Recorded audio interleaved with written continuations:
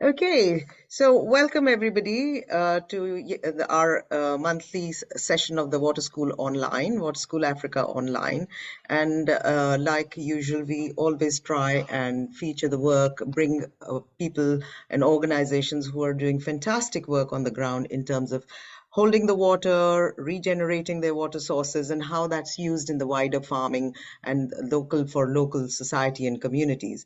So today we have a very interesting organization from Zimbabwe called the Dabane Trust, and they've been working in this field for many, many years. And I'll hand it over to John, who has more experience of their work, to tell us a little bit more before we hear the presentation itself from the people of the Dabane Trust. So enjoy the session, and then as usual, after the presentation, we will have an open space for all of us to discuss any issues that come out of it, any questions that are raised for us, anything we don't understand, so we can have a back and forth together. So the session will be about an hour and a half, with the presentation about 35 to 40 minutes, and our discussion space for about 35 to 40 minutes. So thank you everyone for joining, and I'm handing over to John, my colleague John.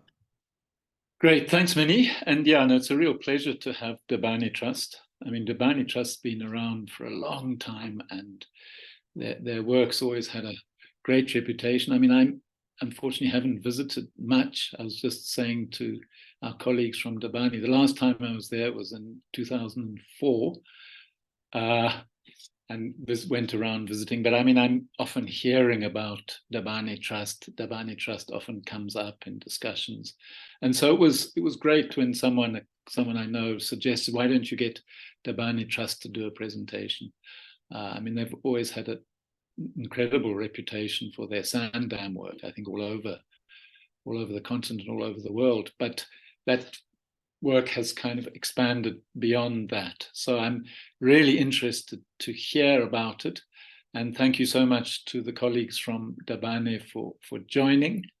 And let's get going. Let's go straight into it. And I think the presenters will introduce themselves. Gondani is presenting, so she'll introduce herself. So over to you, Gondani, over to you. Thank you, John. Good morning, everyone. I hope it's morning for all of us. I'm Gondani Spanda with Dabane Trust. I'm joining you from Bulawayo, Zimbabwe. I have my colleagues here with me. There is Samliswe Masego with me in the room. And then we have other colleagues joining from other points of the country. They won't be able to say hi. They are there somewhere. We are happy to be joining in sharing our experiences as Dabane. So I'm going to share the presentation slides that I'll be using today. And Dabane Trust has been around from 1991, and we have about 32 years experience working with the communities in Zimbabwe and outside Zimbabwe. So my presentation is going to be outlined like what is shared on the slide. I'm going to say who we are, what we do, and the areas that we work in, and the work that we have done, that we are doing currently. So Dabane was established in 1991, and we are working mostly in Zimbabwe. The name of the organization is Dabane, which is a local name for a plant that is resilient to climatic and physical conditions. So we are an organization that is resilient, that is helping communities to become resilient to the harsh conditions that they encounter in their day-to-day lives. So our motto is, we start with water, siqala ngamanzi. Water is the basis of life, and it is the basis of resilience, especially in the communities where we are working, which are semi-arid, and water is a real challenge in these communities. So our aim is to improve resilience and to improve the food security of the communities we work with. Our thrust is mainly on watershed management to ensure sustainable utilization of the watershed, to manage the natural resources and the infrastructure that is found in the watershed. And we'd like to increase the watershed infrastructure, such as dams, boreholes, and other water sources. We work with communities, with donors, with the government and the government agencies, local authorities, and partner organizations. We are mainly in Zimbabwe. We have worked in the communities that you see there on the maps. What I'm sharing are the districts where we have worked. The gray is the areas we haven't worked, and then the lighter blue is where we have worked, and the darker blue is the current projects that are going on right now. So that those are the places where we are currently working as Dabane Trust. Those are the projects that are in progress right now. We have 6 projects that are going on in 7 districts of Zimbabwe. In the areas that we work, we encounter poor governance of watersheds, different environmental problems such as deforestation, poor land use and farming practices, overexploitation of natural resources, overexploitation of timber, water resources, and there is a lot of defunct watershed infrastructure, as the infrastructure is not well managed. There is uncoordinated planning, there is land degradation arising from soil erosion, depletion of soil productivity resulting in poor crops and rangelands, sedimentation of water courses and dams resulting in water scarcity for the communities. There is increased runoff and flash flooding. The land cannot hold enough water. There is reduced recharge of groundwater sources. There is poor water quality due to all of these environmental problems that I have mentioned. The biodiversity has also been affected, causing losses of different animals and the fauna and the flora. There is low yields and depletion of grazing, such that communities have reduced livelihoods. So we use the watershed approach, which is participatory and community-led, to ensure that we respond to the exact needs of the communities in the protection and improvement of soil, water, and vegetation resources, and also for co-creation of the watershed infrastructure. We integrate our interventions from households to the catchment to ensure that watershed resources and infrastructure are sustainably managed. We develop locally appropriate and integrated watershed management processes by ensuring that we provide technical leadership and we focus on mapping and planning, identifying and assessing risks and opportunities, and we provide engineering solutions for watershed infrastructure. So as we said that we start with water, that is our motto. We work with communities to develop infrastructure such as weir dams, sand dams, and subsurface dams, as well as borehole drilling. For water supply, we use different technologies such as the Roa Joma hand pumps, the bush pumps, as well as the solar-powered submersible pumps where appropriate. And by improving the water supplies, we help communities to be efficient in irrigation. And also we have a potholing machine that is for conservation agriculture, improvement in soil and water. We improve the ecosystem so that it is able to sustain the communities, to sustain plants, to sustain the rangeland, to sustain the crops, and thereby improving their livelihoods.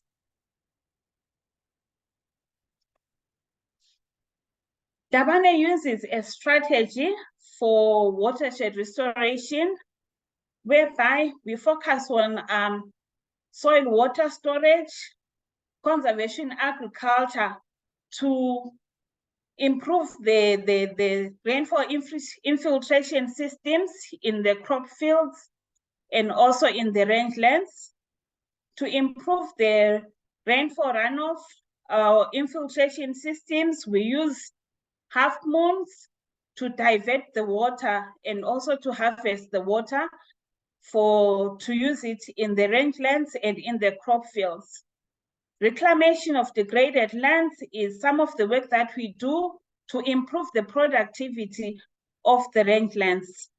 Sustainable actions that we promote are household tree planting, perennial fodder production, sustainable harvesting of non-timber forest products. And then we also promote the construction of water storage infrastructure in river channels. It is important for us to do stakeholder engagement. We ensure that we have meaningful community engagement by providing a two-way feedback system and meaningful participation of the communities that we work with. We enhance the understanding of the local needs for locally appropriate and integrated watershed management processes. And as we interact with the communities, we identify the opportunities and the aspirations of these communities so that our interventions respond to their needs, to their aspirations, and to what they can sustain as a community. So in so doing, we ensure mutual accountability, including the decision-making process. The communities participate in the decision-making such that they own the process, they own the interventions, they own the infrastructure that we develop together. As we work with the communities, government stakeholders are also an important stakeholders in our work. We do a participatory engagement so that we have strengthened partnerships and they assist in capacity development and coordination of these activities. And we also work with the private sector. They provide some of the equipment that we use. They provide some expertise. As an organization, we contract this, and they also supply some of the equipment, some of the supplies that we need in our work. We also link these suppliers with the communities so that they assist in the operations and maintenance of the assets, and they also assist in systems upgrades, even when Dabane would have moved out, when the projects are over. This private sector and the government are available to assist the communities with whatever needs they have. The communities know who to approach and where to go for assistance for any of the problems that they encounter. even when they want to upgrade, they know how to go about it. So we ensure that there is meaningful linkages between community, the government, and the private sector. As Dabane, we use digital technologies to assist in our decision-making. It assists with planning. It assists with the work that we do. So GIS and remote sensing improves the ability to manage and sustain watersheds. So we can monitor the changes that are happening in the watershed, for example, improved vegetation or degradation of vegetation that can be monitored through GIS and remote sensing. It also helps us to understand the conditions on the ground, and it also helps us to validate the mapped areas, and it also helps us during our training. So we use a lot of GIS in our work. As Dabane, we have also engaged young people to be trained in digital technologies. This is important for sustainability, as well as getting the young people interested in environmental matters, getting interested in the management of their watersheds. So as Dabane, we train the local youth to collect data that we use for verification of our maps, and also for monitoring of interventions on the ground. So this is an example of some of the maps that we have produced, maps that we use as we tailor-make our interventions. So as you can see, the maps show geological formations. It shows the soil erosion dominant factors. It shows soil erosion risks, and it also shows land use cover maps. So these are maps that assist even the communities to understand their own land, to understand their own watershed. It helps us also as we plan for interventions. It helps even the government to have an understanding of the conditions that are on the ground, of the changes that are happening in the watersheds, of the appropriate technologies, the appropriate infrastructure, the appropriate interventions that they can have on the different watersheds. I talked about the youth that we train in the communities. That is an example of those pictures are of the watershed youth champions that we are working with as Dabane Trust. The picture in red, the youth are busy showing each other on their phones. It was during a training on data collection. So the youth are seriously engaged in whatever they're showing each other there. So we work very much with the youth. Dabane Trust does environmental management.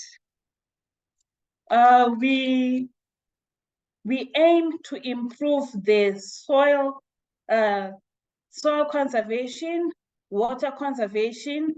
As you can see, we use gabions, stone gabions on my right to reduce soil erosion. And you can tell there's a lot of soil that has been captured by that gabion, which means that we have protected water sources that would have been silted by that soil that has been collected there by that gabion. And we also use vegetation to reduce soil erosion. We also do infiltration trenches to improve soil water infiltration, and to improve the water that is available for the plants to grow. Other soil water harvesting technologies, we construct weir dams and we construct sand dams. And to date, Dabane Trust has constructed 69 weir dams in the various communities that we have worked with. And we have 500 sand abstraction in the communities that we work with. So for the water supply technologies, the pictures show some of the work that we have done as Dabane Trust. I mentioned that as for water supply, we use solar, we use hand pumps, we use hand pumps, for example, the Roa and Joma, that is on the picture on the left. And we also have piped water schemes. And we also provide water for livestock, for gardens, as well as for domestic use.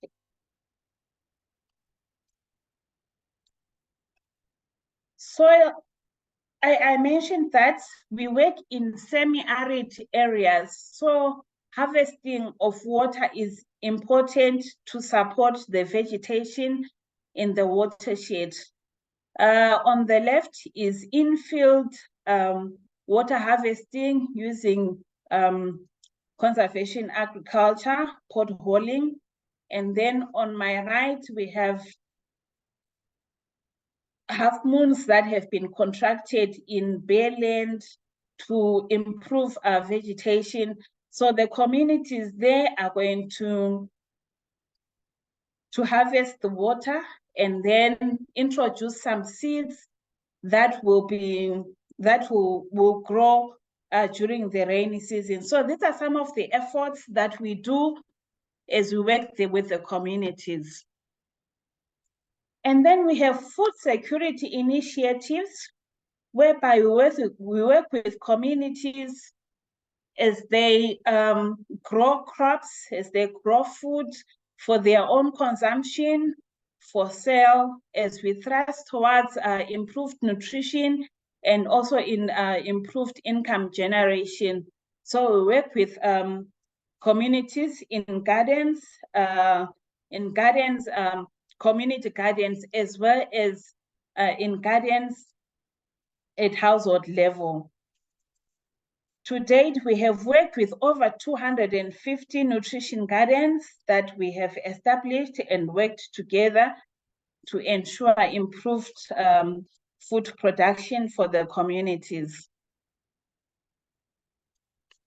And then in watershed protection, some of the activities that we are promoting are household tree planting, where households are encouraged to plant trees to improve the vegetation in the area, to improve their food supply in the household. And we also have perennial fodder production, as most of the rangeland is not able to provide grazing for the livestock all year round. So there is need for the households to improve their own fodder production at household level, as well as in the common community grazing areas, in the community rangelands. The communities work together to improve their fodder production, to improve the productivity of the rangelands. We also participate in woodland management, whereby we work with communities to do revegetation in the rangelands, in the woodlands, and also to do sustainable harvesting of timber and non-timber products. We also work with communities in water harvesting and storage, and also in doing in-field conservation works. To foster sustainability, Dabane organizes workshops and community dialogues, training sessions, and look and learn visits, awareness campaigns, and social behavior change strategies through competitions and messaging. Training communities is important for them to have knowledge that can sustain them, knowledge that will help them in their work that they do, in improving their rangelands, in improving crop production, in improving livestock production. So Dabane is very active in that. And we also have community dialogue. Sometimes training is not enough to result in behavior change. So we have community dialogues where communities sit down, the different stakeholders that are involved in the watershed sit down and discuss pertinent issues that will help in the sustainability of their watershed, in the sustainability of their infrastructure. So we have competitions whereby, for example, asset management committees, borehole committees can compete against each other about the best managed borehole, the borehole with the least downtime. We can have those competitions to encourage the communities to be proactive in the work that they do.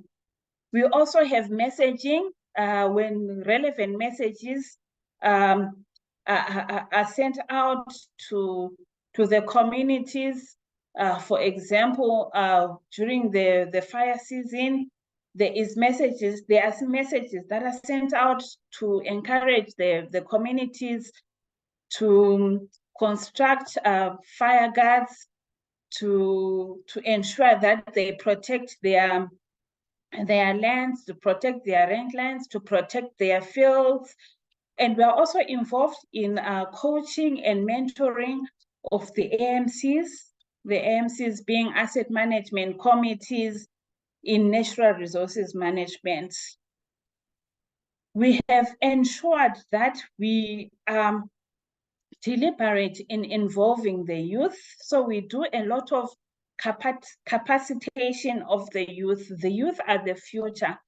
The youth have been neglected in planning in their communities. They've been neglected in learning about environmental management. They've been neglected in participating in livelihoods activities. So we are deliberate in ensuring that the youth are involved. The youth take a meaningful and active role in natural resources management and working in their communities. Thank you. This is the end of our presentation.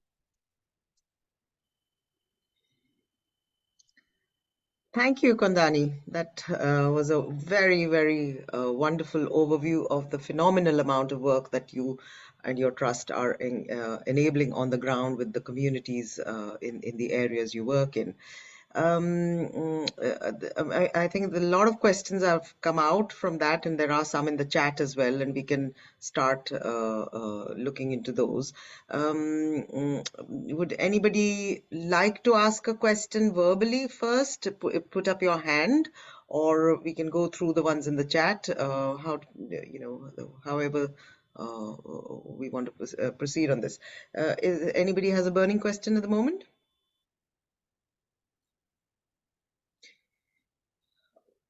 One of the questions, sorry, John, yes? I was just saying if Kondani stops sharing, so then we can see people. Yes, that will be very useful. Right, thank you. So one question that came out for me, which I saw all the different strategies you have for holding water in the ground. And I wonder if you might be able to say something about the Bambamanzi system that you have of water infiltration. Thank you for that question. The Bamba Manzi is an equipment that we developed as Dabane for potholing. So in one of the pictures that shows infield basins that have been dug, that has been done by Bamba Manzi. So that is the work that we do. So it is for potholing in the crop fields. And do you have I mean, how do you choose where to make the holes, where to use this? Is this it's a tool, I presume, to allow the potholes to be done very quickly? Yes, okay. I'm going to ask Louise to add on to the Bamba Manzi equipment. Louise, please come in. Hi, thank you so much, Kandani. Just to check, I hope I don't have an echo. No, you're fine. All right.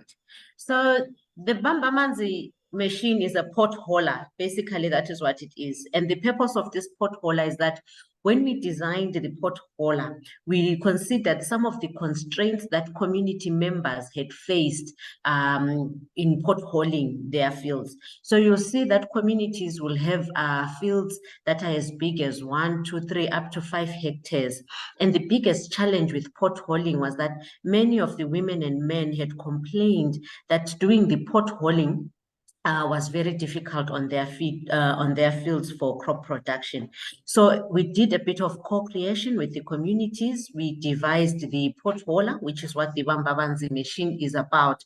And we trialed and tested it together with the communities in the field. So the potholer itself, basically as a potholing machine, what it does is you can put in different types of sleeves on it. So the digger will have a different type of sleeve or a digger, depending on the crop that you are going to grow. So especially for maize, it will be wider based on the specification on the planting station for the maize. It will also vary for other crops. But basically, this is what the potholer is. It is an equipment that enables also, because a lot of communities will complain about labor intensity. The women will also complain about time. And sometimes the household may not have people around them to help them in digging the basins. So this is what the purpose of the technology was. And this is how we got to work with our communities to co-create or co-design in the technology. It's a very good point, because this was a question that we've often faced even with work in India, where it's very labor intensive and farmers don't have that kind of time to be able to dig those ponds or water infiltration spaces. So how big is this machine? Is it how does it work? Does it work on what kind of fuel? Is it fuel-less? Is it manual but does the work very quickly? Do you have a picture, or do you describe it a little bit? Because the reason I'm asking is when the work in India, some of the work in India ends up using diggers, and then not every community can have access to a digger. So how big is this machine? All right, so if you could allow me, I would pop up the picture on the slide. Please. We can be You can share addressing screen. some of the questions, and then we can show what the Bamba Manzi machine looks like with you. Yes, we can share screen. You can share Is that screen. okay? Yes, please. That's perfectly. Right. So she's going. When you're ready, do that. In the meanwhile, when we can look at some other. So there's a request to put your website in the chat, if you wouldn't mind, Dabane, someone from Dabane. And then there was a question about the half moons in the chat. I don't know if you can say a little bit more. It's from someone who knows the small ones, but your big ones, do you have to calculate quite carefully in laying out those half moons? I don't know if you can say a little bit more about constructing the big half moons.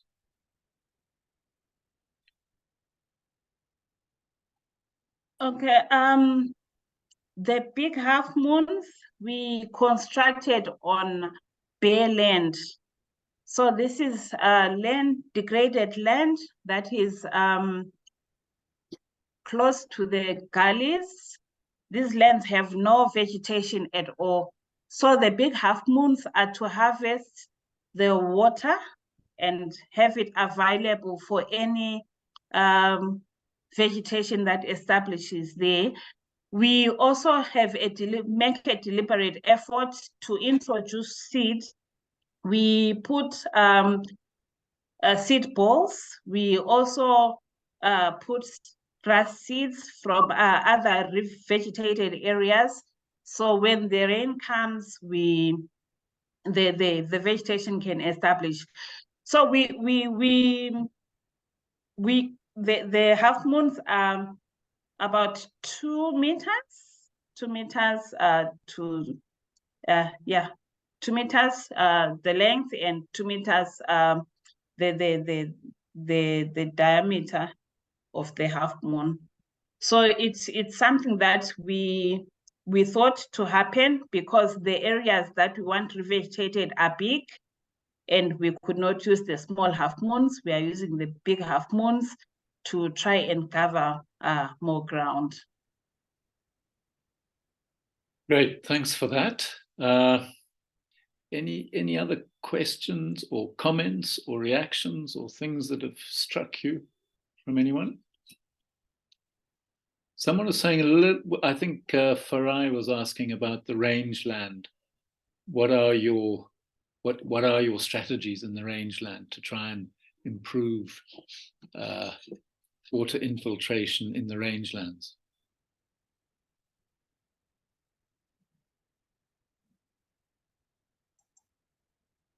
Okay, I'm going to ask my other colleague to come in, MK Mkokeli.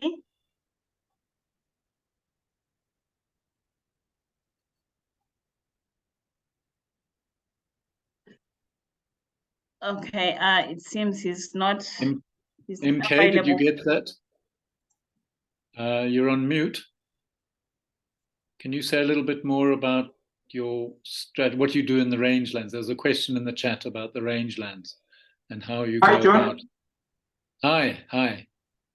Yeah, it's MK. It's Mkokeli. Okay, great. Looks like you're still on mute, but go ahead. We can hear you. Yeah, I'm using Louis' okay. laptop. Right. Okay, go ahead.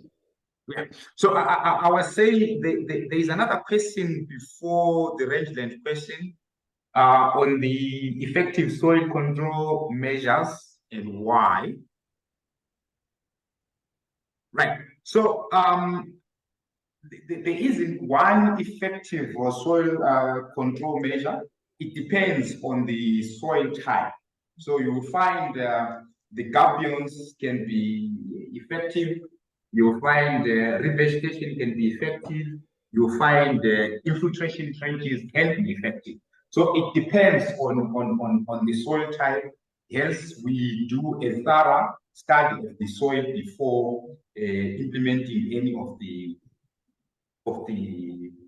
soil erosion methods. Yeah, measures. So I would say that they are all effective, depending on the nature of the environment or the nature of the soil.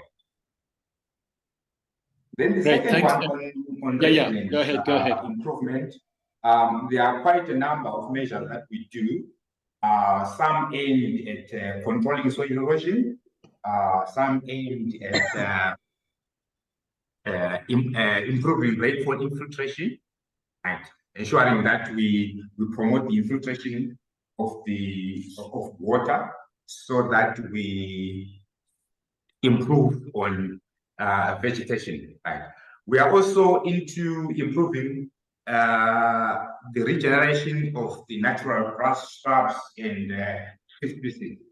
So you find that we do a lot of activities around deep bushing, around the removal of invasive species to allow the natural growth of vegetation. Right. In some cases, we do a lot of revegetation, especially with natural or indigenous tree species. So these are some of the methods that we try to do to improve the rangelands. So we try and control erosion, we try and improve rainfall infiltration, and we try and improve the growth of indigenous species, trees and grasses. Thank you. Great, thanks, MK. I think there's a follow-on type of question there, John, on the GIS monitoring of the vegetation. Yeah, so Ferdinand's asking, have you noticed any trends in vegetation cover? Has your GIS work thrown up any trends? In relation to rainfall, what is the trend? Ferdinand, maybe you can ask direct. Ferdinand?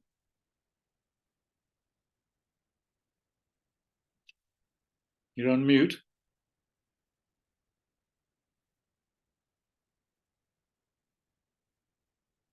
Hi, Sambulisiwe. Can you kindly respond?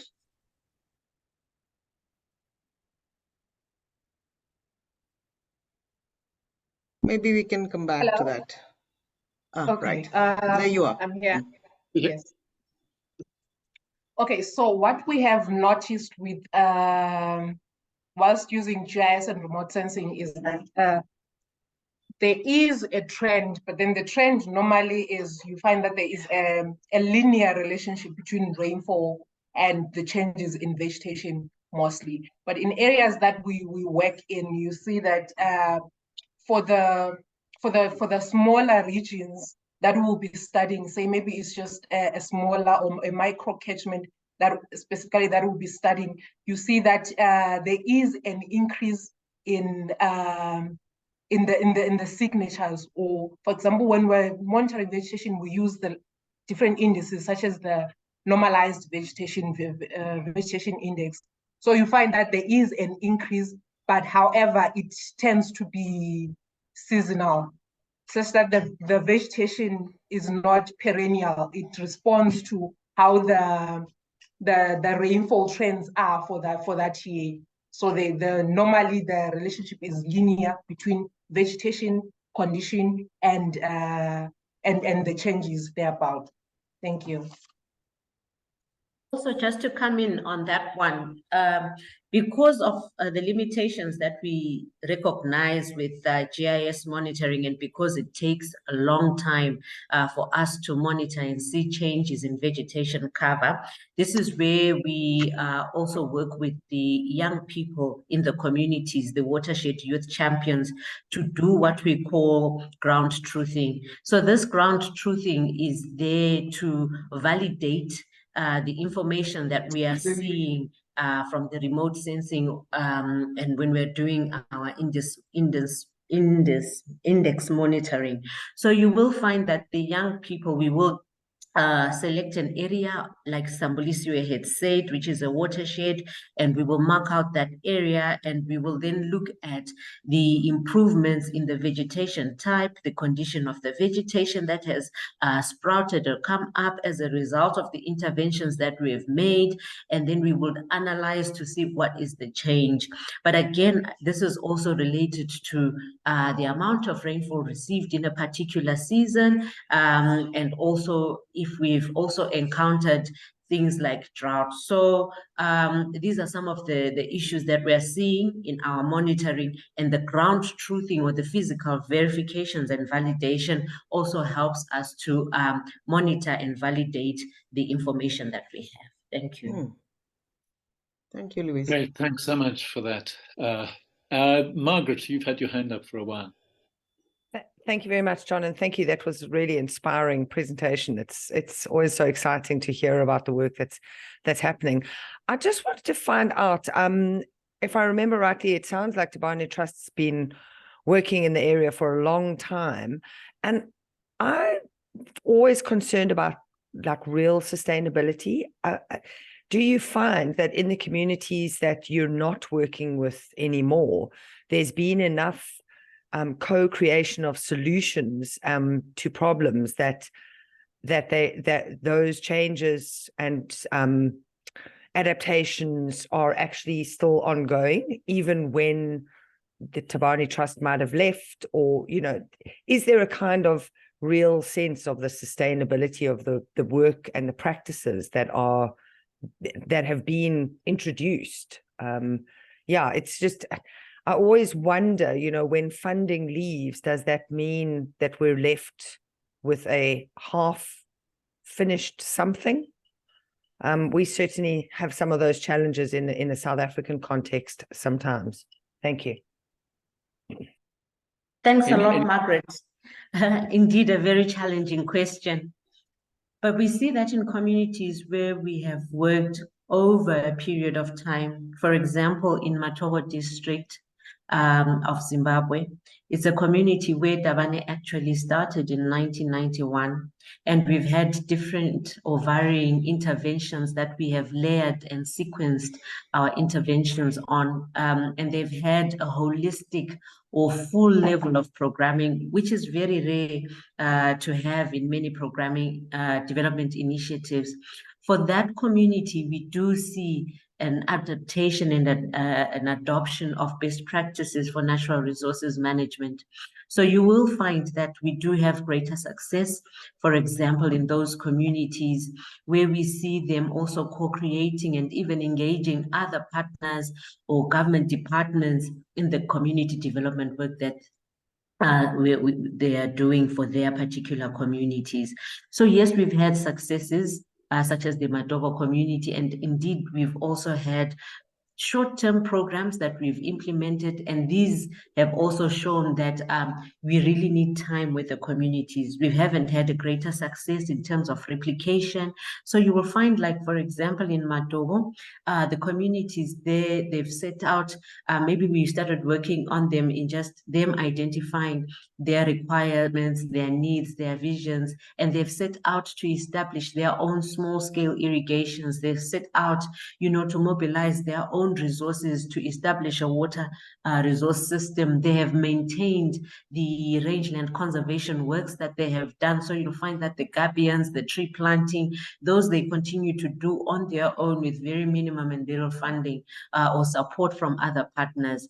But where we've had short-term projects, like for a year and a half, those have been our biggest challenge, because the issue or the trick or the success really has been in around the social engagements. So whilst we might you know, come up with technologies that we co-create with the communities, we need that level of social engagement where we are addressing the issues of the social fiber, the social bonding of that particular community. So a lot of our work really starts with engaging the communities, understanding their situation, and then them saying these are the development challenges that we have, and these are the solutions or strategies that we can move towards. So yes, it does vary from district to district, from project to project, based upon the level of interventions that we have done and the layering and sequencing of interventions in those areas. Thanks, Margaret.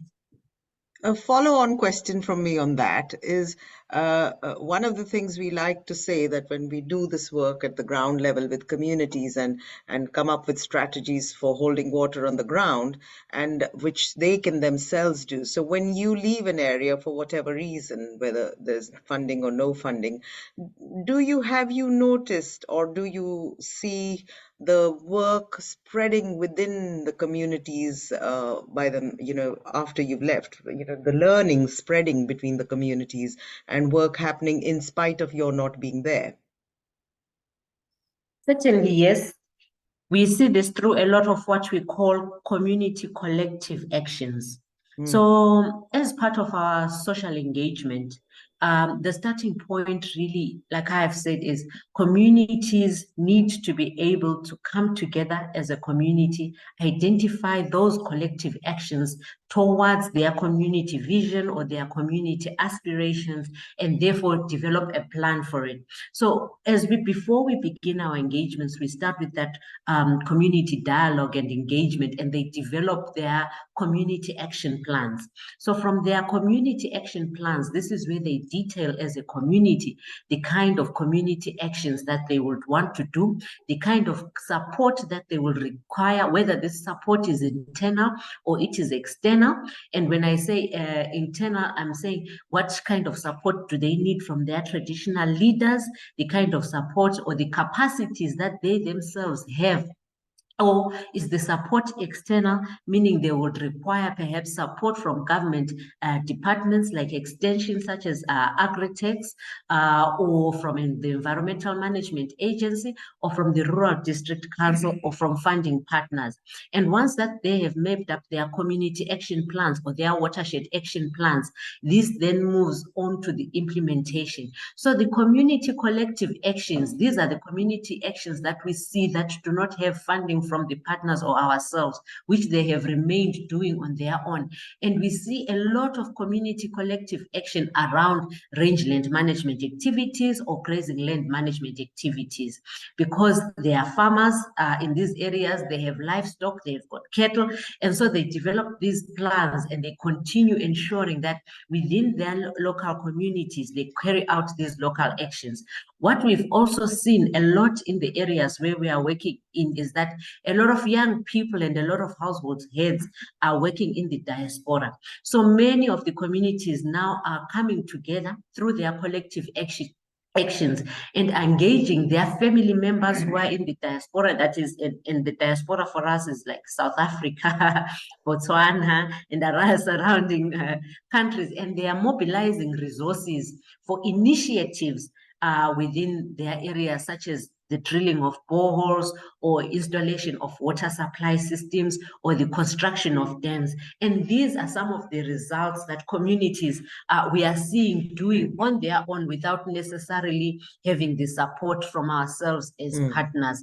So for us, the replications that we are seeing when they are now working on their own from the lessons that they would have learned from the interventions, for us, that is the kind of community sustainability or success that we are seeing. Thank you, Minnie. Thank you. That's a good reply. Thank you. Great. Thanks so much. So there's a question in the chat from Zachary about your competitions. Maybe you could say a little bit more about them. How are they working? Are they quite a good strategy? Are you having any challenges with them? No, actually, we're having fun with these. So competitions is SPC strategy that supports that actually fosters positive peer pressure. So you will see that we would have garden competitions amongst irrigators or smallholder farmers, where they are looking at the management of their irrigation, not just focusing on productivity alone, but they will look at systems to say, do they have a good governance system? Do they have a constitution, for example? Do they have a good succession plan? Is the garden committee or the water point committee meeting regularly, and are they able to address issues to do with conflict? Then they look at the productivity side, and then they say to themselves, how are we producing? Are we producing diverse vegetables within our garden, or diverse crops? They also look at issues to say, how are they doing their marketing? Which markets are they looking at? And then this together with the communities, they are the ones who set up these parameters to say, for the competitions, this is what we are going to do, and we are going to be in competition amongst ourselves. And those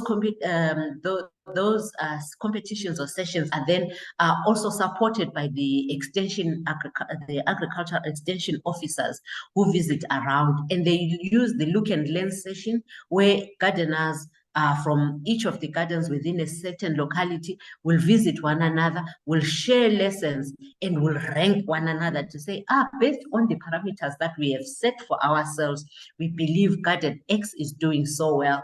And they also mobilize the prizes for the best garden or irrigators based on what they would have done. So these competitions, they sort of like increase or promote positive peer pressure for irrigators to continue with the maintenance, the operations, the raising of funds for maintaining their gardens and their infrastructure.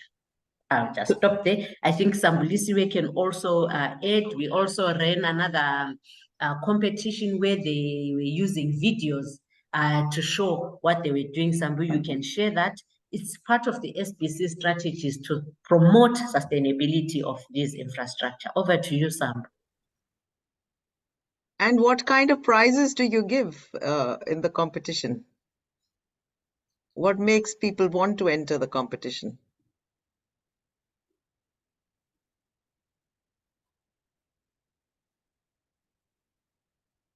Okay, so I think on the prices and the like, Gondi or Louise will cater to that. So I'll just add on the challenge that we had between gardens, the various Dabane gardens in Matobo. So it was a WhatsApp challenge where communities would send in videos through WhatsApp.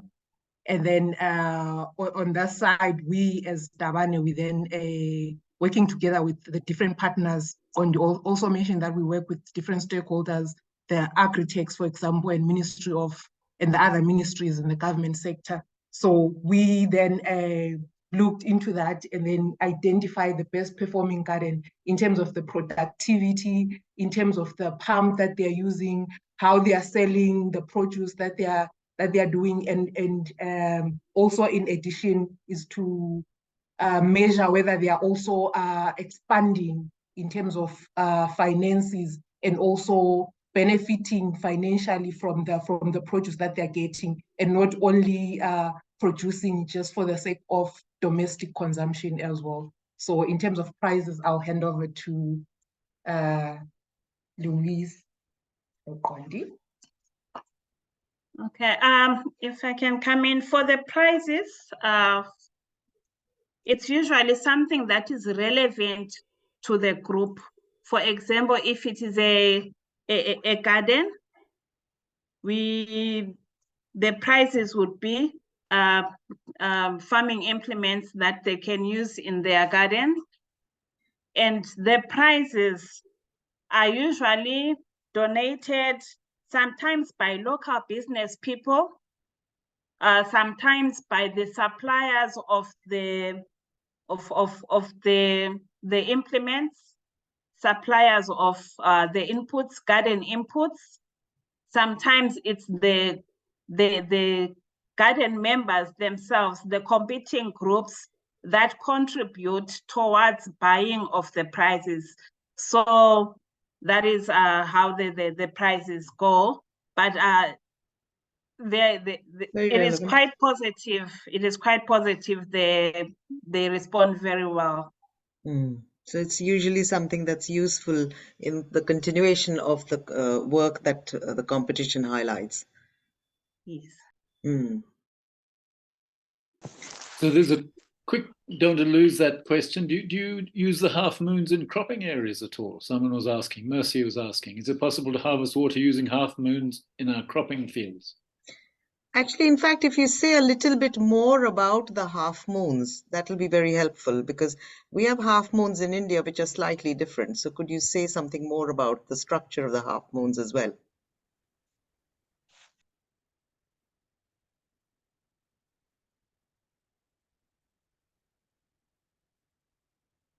Okay, we use the half moons on bare land so that they collect water. So the way they are designed is such that when they are full, they spill over to the next half moon, and when it fills up, they spill over to the next half moon. So it is to harvest water and keep the water in the semi-arid areas where we work. There's a lot of evaporation, and on the degraded land, there is not enough infiltration.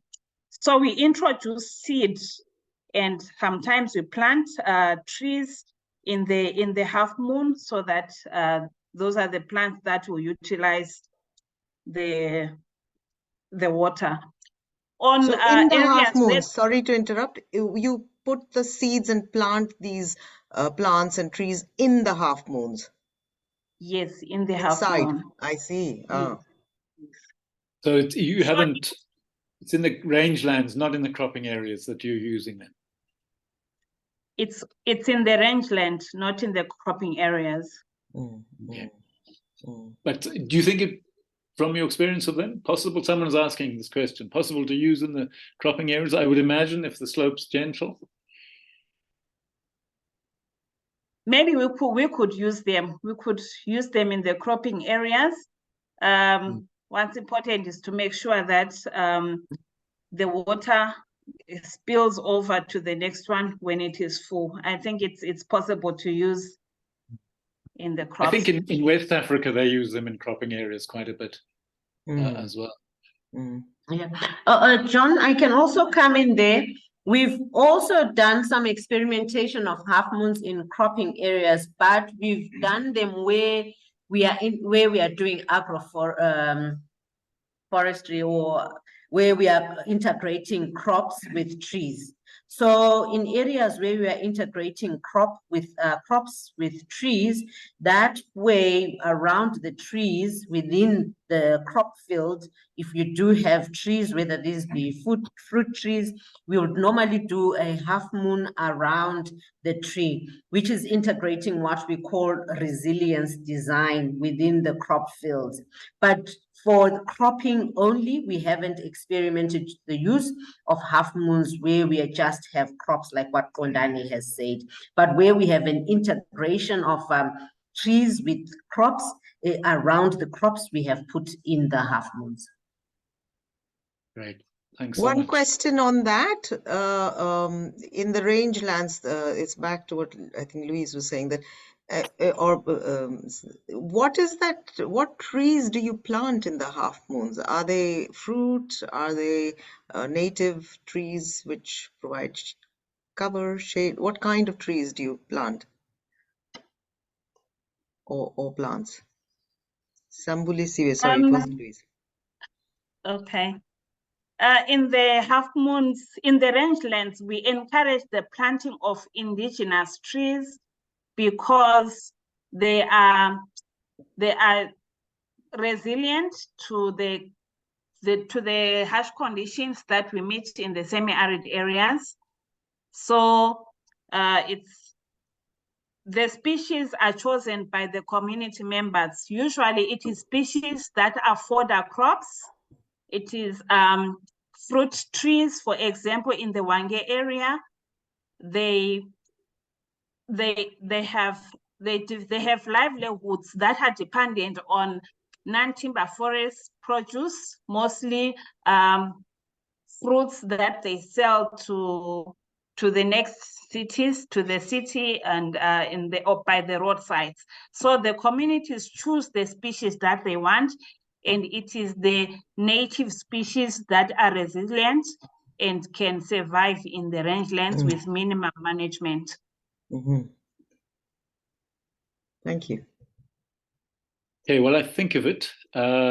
Anyone who hasn't been on before, is not on the list where these announcements are made, please, and you'd like to hear about further sessions, please put your email in the chat and we'll make sure that you are part of that group. I think a lot of you here are part of that group, but if you're not and would like to be part of that group, please put your email in the chat. Any more questions, comments, reflections from anyone? There was a question from Bernie, I think, on policy. If we look in the chat. Yeah, maybe Burns, you could ask it. It's quite a big question. I don't know if you want to say a little bit to it. Thank you. I dropped out of the call for some time. I just look at this kind of very good initiative, and I was concerned how much policy support does it have in terms of sustainable land use management, in terms of sustainable customer land rights, so that investment on land on behalf of communities cannot be taken away over time, and also how sustainable these initiatives are for the next 20, 30 years. What are we looking at beyond the current time that we are dealing with? These are just a question I wanted to have ideas about, but maybe she has already spoken about it. No worries. Thank you. No, I think on the policy, anyone from Dabane team, any reflections on that? Have you managed, do you do any work to try and influence policy at the local level or beyond? How do you see that? All right, I'll attempt to respond on that one.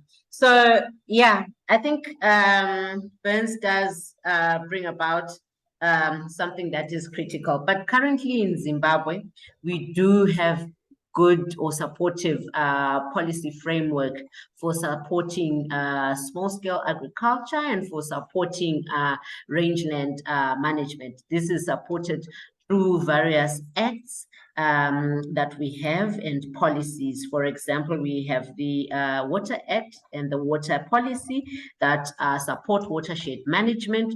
And these are also supported by the Environmental Management Act. So at the institutional framework level, the frameworks are there to support these initiatives. What is really missing because of resource constraints, perhaps at the institutional level, and when I speak about institutional level, I'm speaking about from the government department, would be the resources to support communities in these initiatives, and also really a strong framework that integrates water and natural resources, because these right now are two separate frameworks. So if we are working then in watershed management or in natural resources management, you sort of are building from the two, which can sometimes be clashing or diverse from one another, but you try to reinforce the two frameworks into one.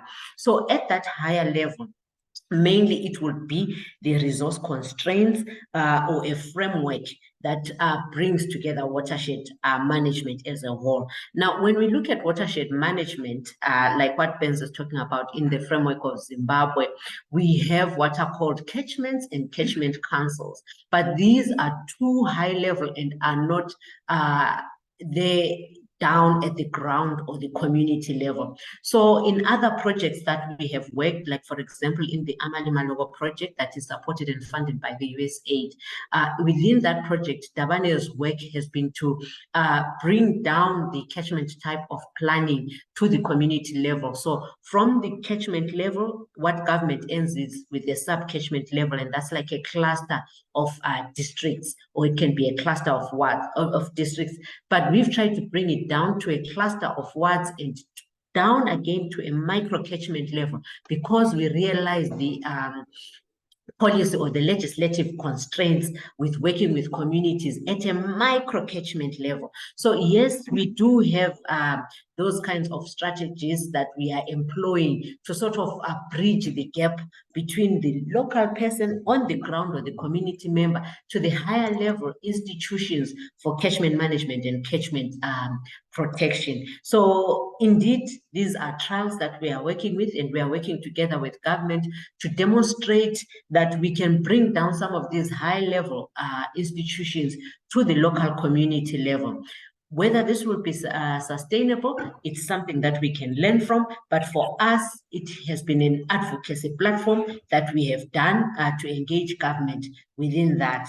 And we are seeing that such lower level structures, such as the micro catchment committees, which we call watershed cluster steering committees, these are vital. And really, it is from there where key developmental issues come up and are addressed, because at the sub-catchment or catchment level, it's too high level, and the focus mainly will then be on more of the watershed in itself, the bigger watershed or the bigger catchment, and not focusing on the smaller actions and the initiatives which are micro and are at the household level. I can also add something here about policy level changes. Often, you're absolutely right. Those policy level changes can take time, and sometimes, and in democratic countries where you have a change of government, a policy can change very quickly. But where it's actually really effective is at local governance level, where people who are on the local governance structures are actually people from within the community themselves. So it is in their interest to not only change what can happen on the ground, but also to see that it can go from generation to generation. This was our experience in India, that it changed when people from the community were on the local government committees, and they put in place rules or laws or means with which communities could take this work further, whether the government, the larger government, was in power or not. So it helps, and you have to also have faith that the community knows what they're doing. Eventually, they do know what works and how they would like to see that continue working. What has taken them out of a situation of drought or flood, how they would like to keep that continuing and for their children to benefit from it. So it's a bit of policy change, yes, and try and knocking away at the larger government, and it's a bit of working at the local structure level, and it's also a bit of trust in the community that knows what it wants to pass on to each generation. Great. Certainly, I agree, Minnie. Kokeli, would you want to come through? Yeah, I wanted to comment on the 20 to 50 year period, what we think might happen. Yes, that's the challenge. That's very difficult to really say for certain how sustainable these water catchment protections are going to be. Right. But what we are seeing, or what we have seen over the past maybe 5 to 10 years, is that our communities are becoming increasingly aware of the challenges that are brought by climate change, and they are able to link that to food security, and they are able to link that to the activities that they are doing locally. I'm talking about deforestation, undesirable activities such as open defecation that leads to diseases. So you will find communities are motivated, for example, to construct toilets in most of the communities that we work in. Right? They are motivated to do these catchment protection activities, such as the gabions that we were talking about, using local material, brushwood, etc. So we hope that will continue in the next 10 to 15 years. There is that indication because people are able to link environmental degradation to food security. The reason why one is not getting much from their fields is because of the erosion of the topsoil, is because of the siltation of their water sources, etc. So by and large, the majority of people are able to link that. So we think that that would lead to these activities continuing into the foreseeable future, because it is coming from them, it is coming from their own understanding, and it is coming from the fear that is brought by climate change. Thank you. Great, thanks so much. Any more final comments or questions before we round it off? We're approaching our finishing time. We normally stop within 1.5 hours. Any final ones?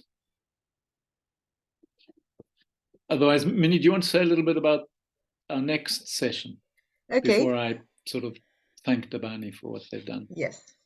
Okay, so when we were planning the sessions for the year and looking at the sessions we've had in the last year on the Water School Africa online platform, it's been a very rich offering from many trusts and many communities who have shared a lot of what they are doing in terms of holding water in the landscape and making their regions lush and green again.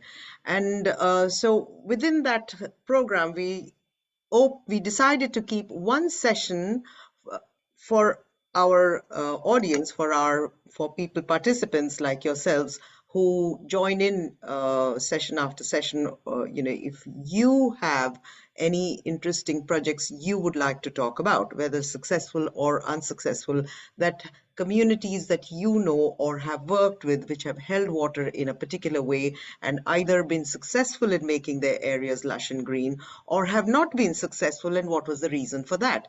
So we would like to invite you, and we'll send the email round as well. We'd like to invite you to share with us in about 5 lines what you think you could share with the group. And from that, we'll choose four offerings to present at the next session. So if you would like to speak about a particular community, do send us about 5 lines or a paragraph by the 11th of September, and we'll let you know very quickly if we'd like you to give a 5-minute presentation at the next session, which will be on the 3rd of October, the first Tuesday of every month, as we've fixed. Which is on the 3rd of October in the next month. So if you have any questions around that, do ask. Right now you can ask, but also we will send the email around, and do engage. Send us what you think would be wonderful to talk about, to discuss what was successful, what was not successful. Both are really relevant to understand where we can go from here. John, would you like to add anything to that? You're on mute, John. Good. So these are really quite specific examples of working with a particular community or a particular school, perhaps, so that we can really hone in on those kind of examples where things have worked and moved on, and understand that little story of it. But also, I think it's really useful to where things haven't worked, where you've had things have gone wrong. Because those are such good learning examples, such good learning situations. So, yeah. Any questions on that? But as Minnie said, we'll send an email around, and we'll add, I see quite a few people have put their email addresses in the chat. So we'll add you to that list, and we'll send an email about that next session. So let me just say thank you very much to Dabane Trust. I think the depth of your experience over many, many years, and I mean, some of you may be fairly new to Dabane, but when you come in, you're picking up on all that experience from the people who've already been there. So it was a great presentation, and we could really see the experience in your answers to the questions, your full answers. So thank you so much. And that's exactly what the Water School Africa is about. We recognize that there's a lot of work going on all over the continent. And we just want to start giving that work more profile, start saying to ourselves, okay, this work's going on, this is what's happening. How do we take it to another level? How do we spread this work more? Because as you said at the beginning, water, it all starts with water. And that's what we also believe is all over the continent, we need to be just getting that water into the ground. And it starts with communities, the kind of work that you're doing. And we want to really link people up and start to explore different ways to spread this work and to build on that tremendous experience. I mean, you've been there, as you say, for 32 years. How do we build on that? How do we take it forward? How do we add value to it? So thank you very much to all 4. And it was great that we could have 4 of you from Dabane. It was nice to hear from different people. So thanks so much for that. And the website is dabane.org. It's in the chat if anybody wants. Yeah, so for those who asked, the website's there. So maybe someone who joined new, but the website is there. So if there's nothing else, thank you so much, and look forward to seeing you next time. And we'll get into lots of discussion as well.